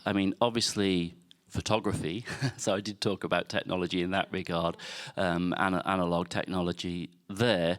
But in terms of sound making, Leeds Polytechnic was, as I think I mentioned, exceptional in having a sound studio within the fine art area, and it was pretty basic actually. If you look back, it was a few reel-to-reel tape recorders, some BBC sound effects records, and a few microphones, basically. But it was a resource which was meant for the making of performance, but which increasingly after punk became a kind of sound art or music making resource, and students, because synthesizers, some students bought their own synthesizers, including Dave Ball from Soft Cell and Frank Tovey from Fad Gadget. So it actually it was like, if you like, the sound studio was repurposed by those students, because interestingly enough, the sound studio and the performance space were built in order to facilitate intermedia work, so-called, the kind of old Dick Higgins term. And that was because a lot of students in the early 70s were making performance art. And so the institution manufactured these spaces and apparently finally completed the performance space pretty much when that generation of students had graduated and left. So those resources were like moribund almost, because people had kind of packed in making performance art, and so they became used for, as I said, became repurposed and used for other purposes. But I suppose the other thing to draw your attention to is George Hinchcliffe and Ian Wood's work in this exhibition, which is an early analog piece of sound art, which is like proto-sampling. And they were working with Jagard looms and stuff like that. So, you know, they were beginning to anticipate digital music, but doing it through analog technology. Yeah, and thank you for also pointing again to this proximity of performance art and fine art in the school, right? Which is a key point for you for enabling this dissolution of genre limits. I think that's really interesting. Mark, you showed us a very peculiar case there of these circuit diagrams and Conrad Waxman, who didn't like his pupils, or didn't like teaching at least. But maybe as a kind of grid in which, I guess it almost looked as if he liked his students as data in a kind of cybernetic grid in which then, no matter what, would be able to emerge out of a system that develops its own kind of knowledge or something. So what is the relation between the social space of the school and the actual relationships in the school to this model he develops? But you know, liking your students might be overrated. I mean, it just seems to me, it just sort of seems like a good thing that the teacher is a nice person and likes the students. But it could be argued that if you really are looking to undo teaching as it's currently considered, something other than liking your students is needed. And Waxman's students adored him. So it's not I don't like you. It's the teaching itself. It's any kind of hierarchical movement of knowledge from above to below. So that drawing he's doing is just a way of training himself and his students to avoid any kind of movement down and create a kind of horizontal field. So he's really the king of the horizontal. And now if I say he's the king of the horizontal, okay, then he's in charge. Just so all this talking about him removing himself as a teacher and removing the hierarchy, nevertheless, he's, as it were, the architect of this. And I think this would be my claim, that he's trying to design architecture's exit. Part of that will require the absence of the figure of the architect, so he's very carefully engineering, and therefore, in a way, these drawings are drawings of his own disappearance. So they're a very particular kind of self-portrait, and I feel like they are a kind of self-portrait, but it's the self-portrait of the disappearing architect, and this is not done accidentally or romantically. It's done over a period of decades in which the mission is this kind of movement. And you could say, okay, but it's not very impressive because you're the one doing it, as long as you're doing it. But in a certain way, you know, this sort of Houdini act, like at the end of the act you throw a piece of cloth over yourself and you disappear, this is really what he imagines. And what will happen if you disappear is some new kind of, more or less, I mean, this gets us back to Buckminster Fuller, a more or less kind of cosmic interaction would develop.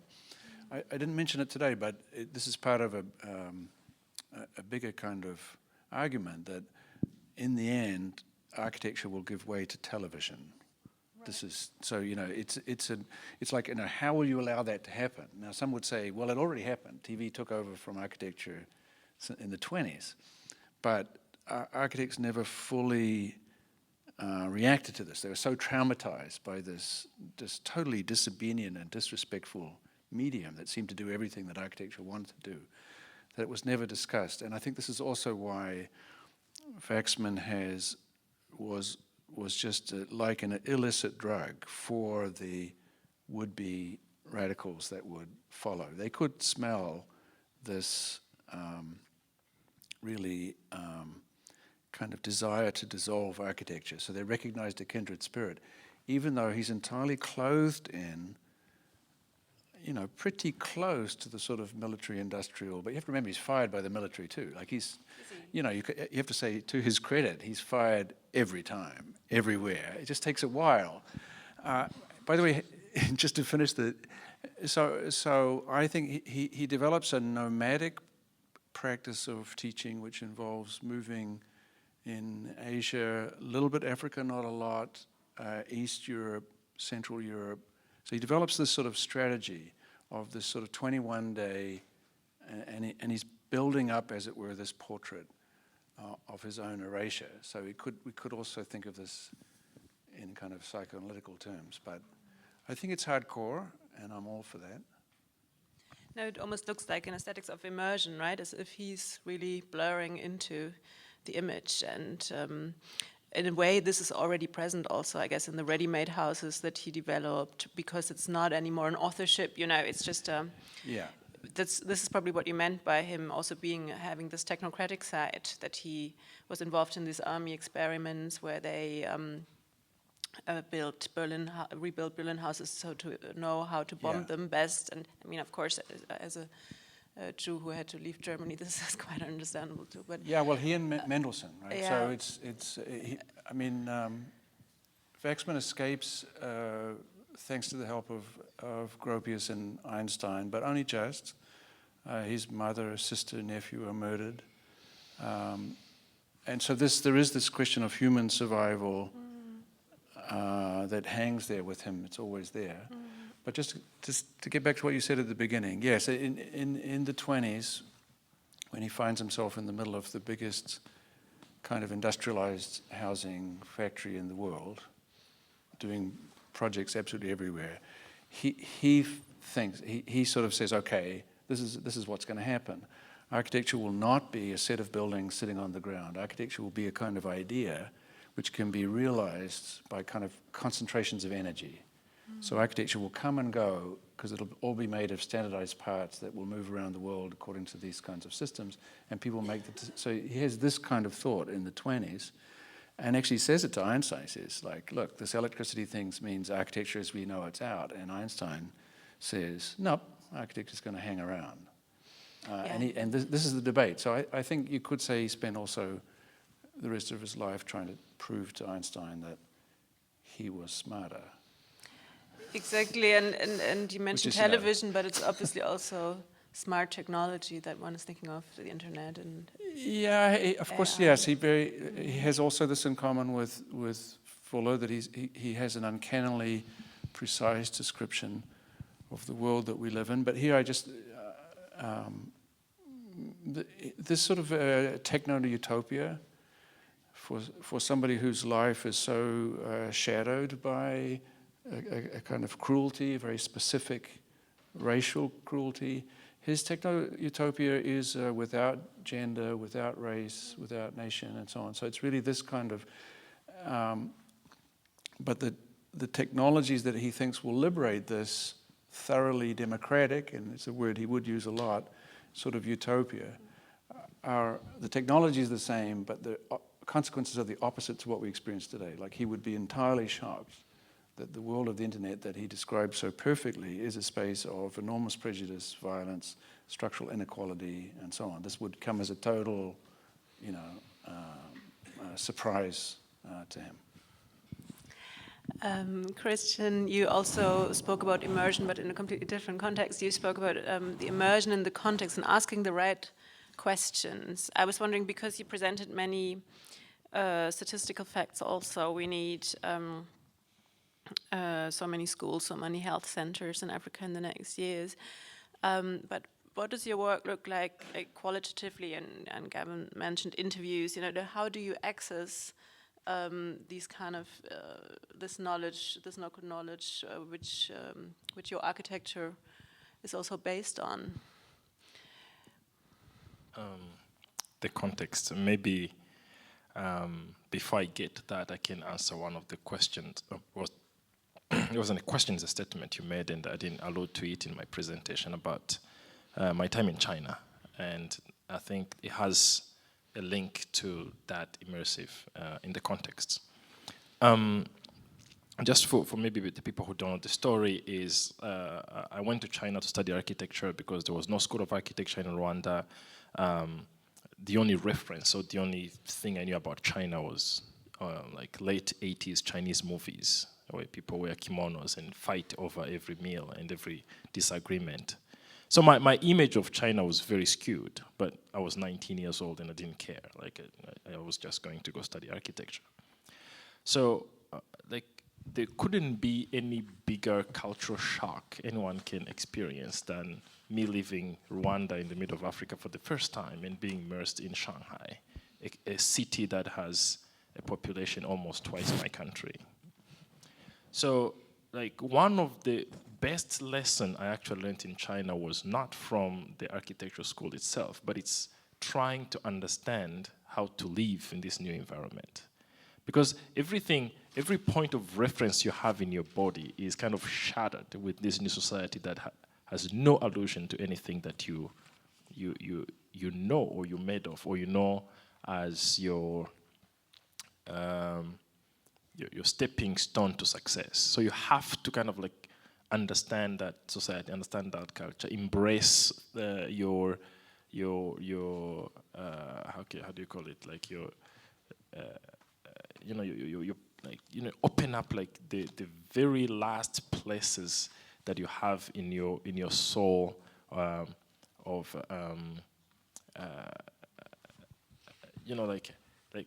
like uncomfort. Basically embrace the biggest uncomfort you can imagine on the planet. So that kind of creates to you like a very good example of what an immersion looks like. It's like, how do you like leave all your preconceived ideas and get to understand this kind of like life that this other person is living, this other society is living, that they cherish. Someone this morning spoke about contracts in China, and I was like, that's spot on. Like, because like it's those realities that you try to understand, but if you understand and get them better as base tools, then you can utilize them to create advantages or better setup for success for what you are trying to do. So in our practice, what we like in practical terms, what we are trying to do is to figure out of how do you approach that assignment not as an architect first. Like, I think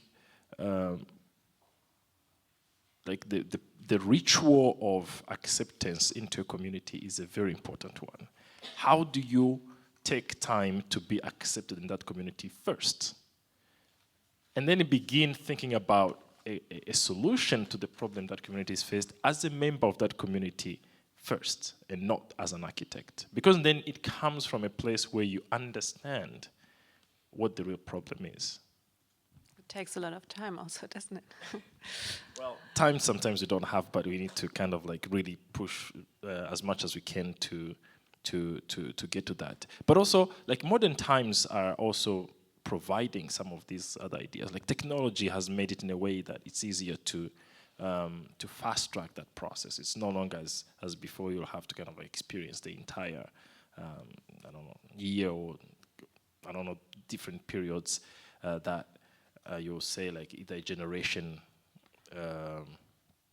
how do you say it? Like a generation range basically in each society has this kind of like repetitive thing where you kind of want to experience like a whole like generation to kind of understand like what that life is on a day-to-day basis. But like you could get, now we have like information available, you have people who speak, you can follow like 16 thought leaders in a community on their social media, and you'll know like what everybody's thinking about in that particular moment, what they care about, what they don't. So I think like there's this also like kind of like facilities provided by these modern tools that I think we could leverage as architects and professionals to do things in a much better way.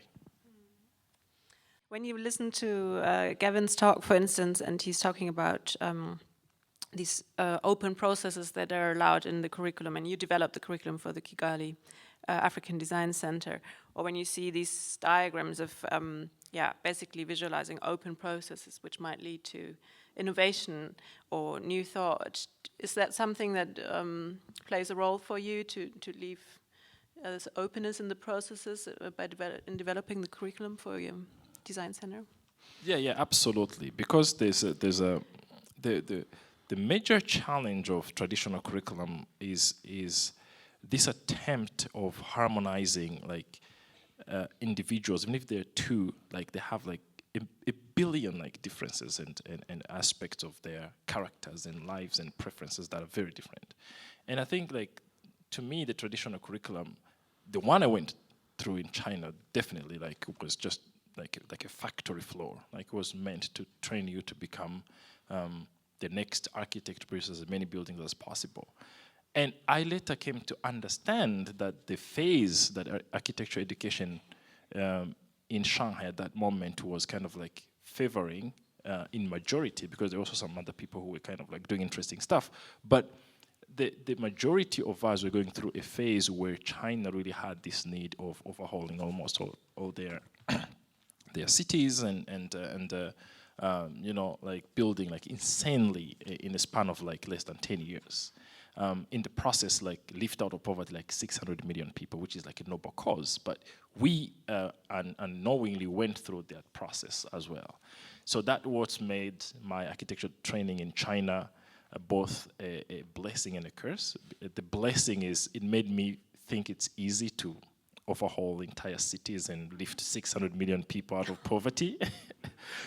But then it also became a curse because like nothing that I went through in that program was applicable to the condition I was going to work in. Like there was no resources to do that in my country. We didn't have that time. We didn't have like the manpower. We didn't have the production capacity that allows you to imagine any architectural elements you can imagine, because there's a factory floor that can turn it around in a couple of months.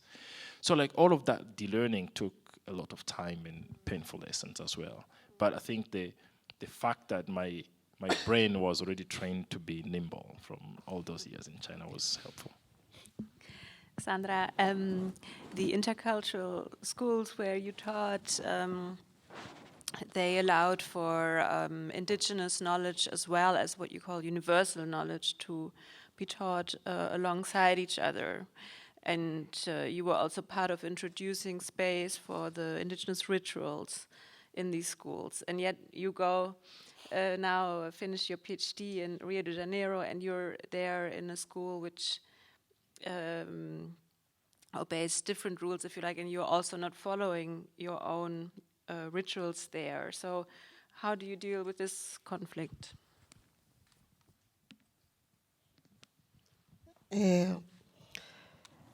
Por isso que eu acho importante, né? That's why I think it's important to have a dialogue that is a meeting of knowledges, because there's different ways of thinking. And when the school, which comes from the outside into the community, then we start to discuss the relations of other cultures and other systems from the outside. That's why today we call it intercultural, because we talk about the issue of the surrounding areas, which is the others that are outside. They are outside of the village. They're non-indigenous peoples. And that's a challenge which we face with a lot of wisdom. And sometimes those who are outside don't talk about it in the same way with us, where we see the main problems when the other, who doesn't want to know about our knowledge. That's why it's important when we talk about this non-respecting the knowledge of the other. That's where you have problems, at least from my point of view. And what happens is that we understand it's possible to have a dialogue very slowly.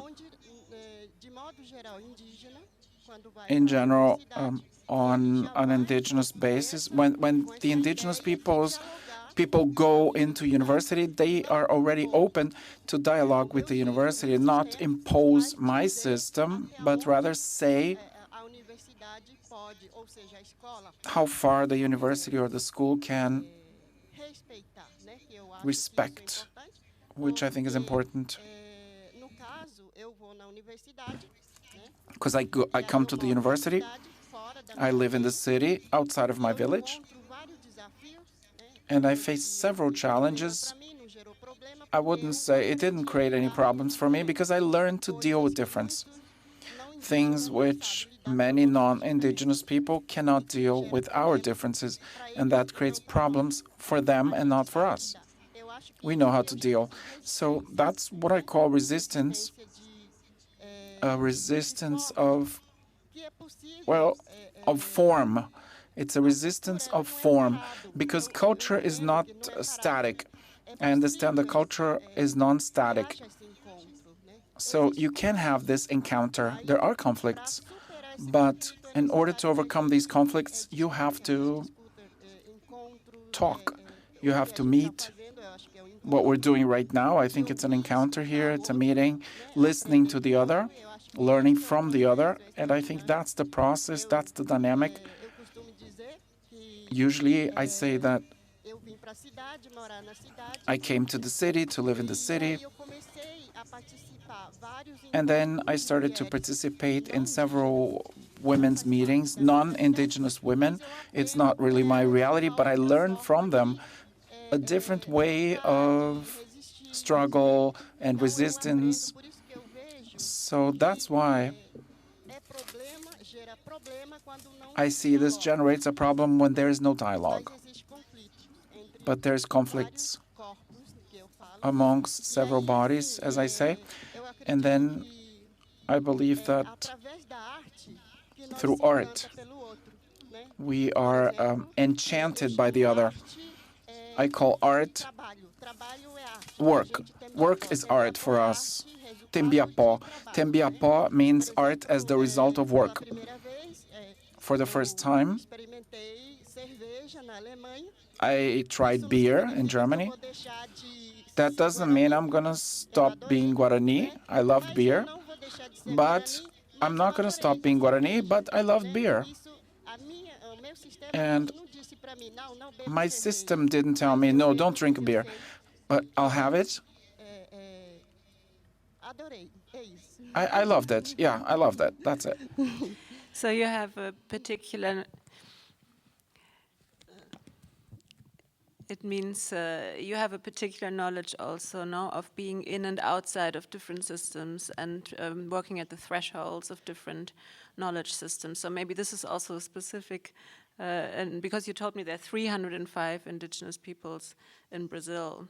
Obviously, they all have completely different contexts and rituals, but they are also organized collectively. For instance, in August, there will be an Indigenous Women's March, you said, to claim back land, to be able to live this ben vivre, and to live your notion of health also with the land. And so it seems as if collaboration or being in and outside constantly is something you know very well how to deal with. Esses 305 etnias. These 305 ethnicities, I, as an indigenous person, I realize there are several things in common as indigenous peoples. Of course, there's things which I discuss specifically qua Guarani, but I see there are things in common. For example, when I perceive other women, with things which we discuss, we have commonalities regardless of being indigenous or non-indigenous women, Brazilian or foreign. I mean, we have things in common which we can discuss as a woman. But there are things which we have to discuss, and that's going to depend on memory and historic processes. Everybody has their own knowledge, and how do you solve this issue of memory and history? And that differentiates depending on the context, on the place. And when we talk about the demarcation of land, women as indigenous people in Brazil,